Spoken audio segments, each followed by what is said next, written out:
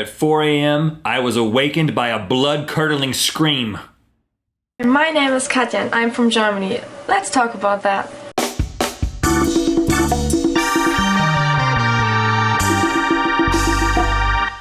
A good mythical morning. Today's episode is brought to you by the Rhett and Link store at RhettandLink.com/store, where you can pick up the Dope Zebra t-shirt. The Dope Zebra made an appearance on American Idol the other night, which makes the t-shirt worth even more, but we kept the price the same. Is that good salesmanship? Absolutely. It's a deal.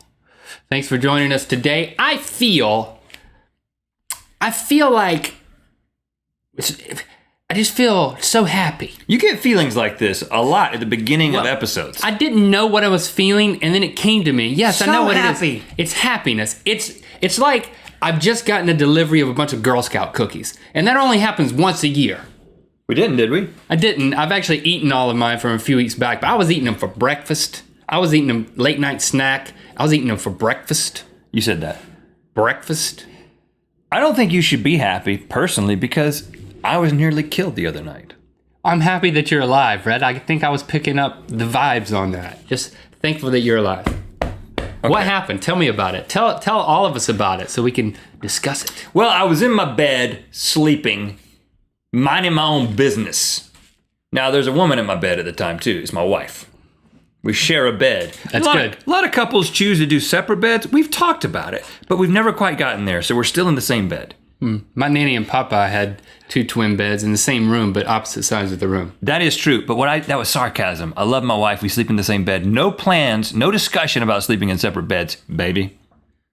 I love sleeping in the same bed with you. Boy, we might just need to start this over. No, we don't. There's no reason. We don't start over. It's against the rules. That's right. You have to hear that. Because that's how we do this. Anyway, I'm sitting there. Well, actually, I'm laying there sleeping. I don't sleep sitting up. And I hear... Can you scream like a girl? Can you scream like a... More of that. It's really going to damage something. Really? But it was that, and then it was stop, and it was somebody panicking. Do a panicking. Yes! Okay, stop. People are going to be coming. Hey, listen. Really?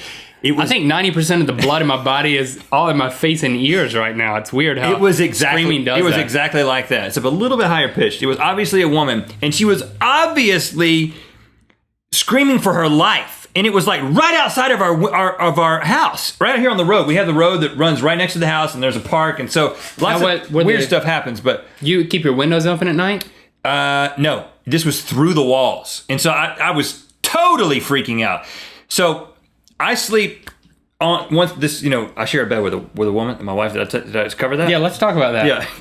So I sleep up against the wall, and so I had to jump over my wife, and I just landed on her. I just did this log roll, rotating thing, and I kneed her in the calf or something. I don't know how it happened, but I was like, "Sorry, baby." But I was like, so she was still there, so you knew it wasn't her. Oh yeah, she woke up, and she's thinking it's the kids, and I'm thinking all I got on is my underwear, and so I'm like, what? First thing I got to do is put some pants on. I just don't. The first thing that hit me is I got to put pants on because I could be called to duty and have to do something. So I put on pajama pants that are really no pajama pants fit me. They come up. They look like capri pants. So I put on my capri pajama pants. Of course you did. And I got them on, and then I run. What print are these pants? Because they're all printed. NC State plaid. Okay. So you look like a guy wearing like a picnic table scarf or whatever they're called. A picnic table topper. Yes. As capri pants. And so the screaming that went on for 30 seconds has now ceased. But I'm like, I gotta go outside. You heard no other sounds besides screaming? No gunshots? It was a girl panicking. It is as if a girl who is about to be kidnapped and being pulled out of her car by a strange man this is what I'm thinking. A girl had parked and she's being pulled out of her car by a strange man, and she wants all the neighbors to wake up so she can be saved. And I'm thinking, I'm the closest neighbor. I've got pants on now. I don't have a weapon. I just have myself, but I am deadly when I want to be. So I run outside. I open the back door, and when you open our back door, it makes a really, there's like a security door because of things like this. And it makes this creaking noise. And it was like, as it opened. And I saw the dude look directly at me. You opened your door and saw a dude look directly at you? Because I look and I can kind of see over the fence into the street. And he was screaming like a woman? No. This is the man that's committing the crime that the woman is screaming about. But I cannot see the car with the woman in it that is doing the screaming because she's down below the fence. And I just see the guy look at me and he's like, come on, girl, people are opening. People are coming outside. Shut up. So then I was like, oh, okay, I see what's happening now. This is a couple. This is a couple, and the dude is being abusive, or he's threatening to be abusive. Domestic disturbance. And she's going nutso. And now he sees me, and I don't look very imposing in my capri pants. I look like a tall, skinny dork in capri pants with no weapon, shirtless, totally shirtless. And did you flex or? I did nothing. I just kind of looked at him, and I backed slowly back inside. What? Because I was like, I gotta call 911 now. What? Yeah, I backed out because the guy was staring at me, and he's yelling, and then all of a sudden, it wasn't like there was immediate danger anymore. It wasn't like he's pulling at a girl who's screaming. Because if he had done that, I think I would have jumped over. So there was no physical, nothing physical happening. This is a disagreement, and she wants it to stop. But I was like, the best thing for me to do right now is to call 911. I run back inside. I dial 911. Which, your household has a proclivity to dial the 911. We call them every couple of days. So I call first name basis. 911. What is your emergency? And this is the first thing I don't know why I think like this. The first thing that crosses my mind is, what if what I'm witnessing is like going to be some national crime or something, and they're going to play the 911 tapes on like a morning show? I don't want to sound like an idiot. That's so self-centered, man. No, I'm just saying. I didn't change how quick I said anything. They were like, did you went into your radio voice? No, I didn't like say, hey, let me tell you, there's a domestic disturbance outside. I just said, I don't tune into my street. I don't want to be an idiot. I don't want to be an idiot. So I just said, it's all about you, Rhett. There is a couple. There is a woman who let out a blood-curdling scream a second ago. I thought she was being attacked. She obviously wanted to wake people up. She wanted to get attention. And now it looks like her and her boyfriend or her man friend are having some kind of argument. And then Jessie is now up, and she's kind of looking out the window. And she's like, he's coming down the street. He's coming down beside the house, down the street. Duck. Because she thinks he's going to see me calling 911. Yeah. So now I get on the ground. I get on the living room floor, and I'm still on the phone. It was as if you were held hostage in your own house. Was he in a car or was he walking on foot? He's walking on foot, and she's driving the car. Beside him? I couldn't see because as soon as I saw him, but why would he be walking down there like trying to reason with her and she's still in the car? Then he's coming down the street. So I got down, and I couldn't see anything after that. You took cover. I didn't want to get killed. Did you tell the 911 operator that they were walking down the street? I said they're walking down Houston towards, the intersection.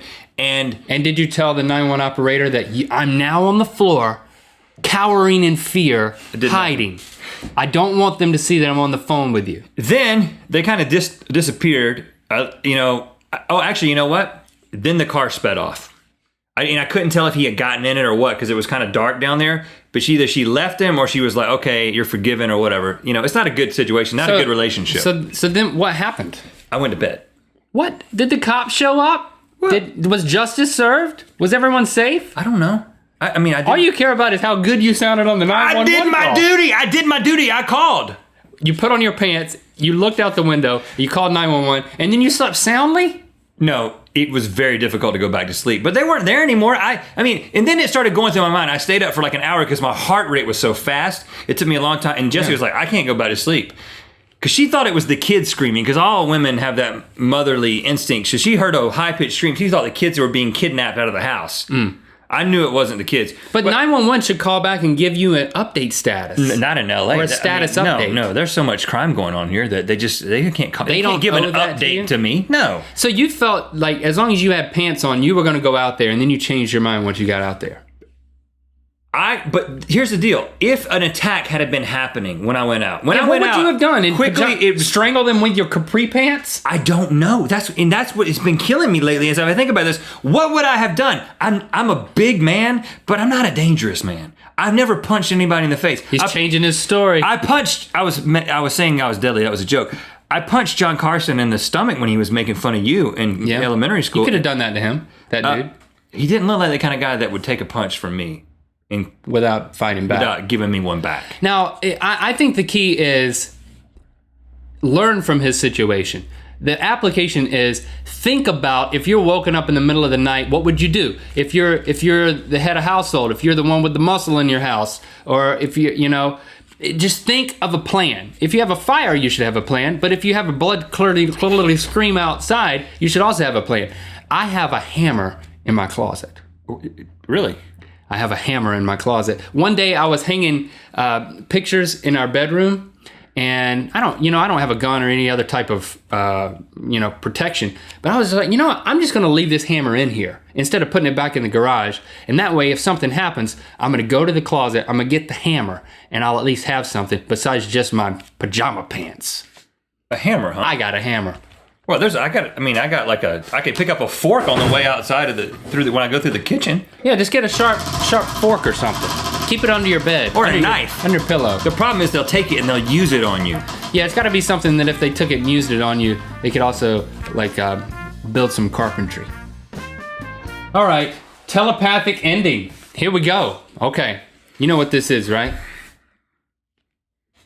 You will watch Good Mythical Morning 10 times a day for the rest of your life. Why are you using that voice? This is the voice that I hear inside my head.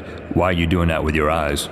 Because my eyes roll back in my head when I communicate telepathically. It's a little distracting. Well, this is not about you. This is about us communicating with them telepathically. See you tomorrow.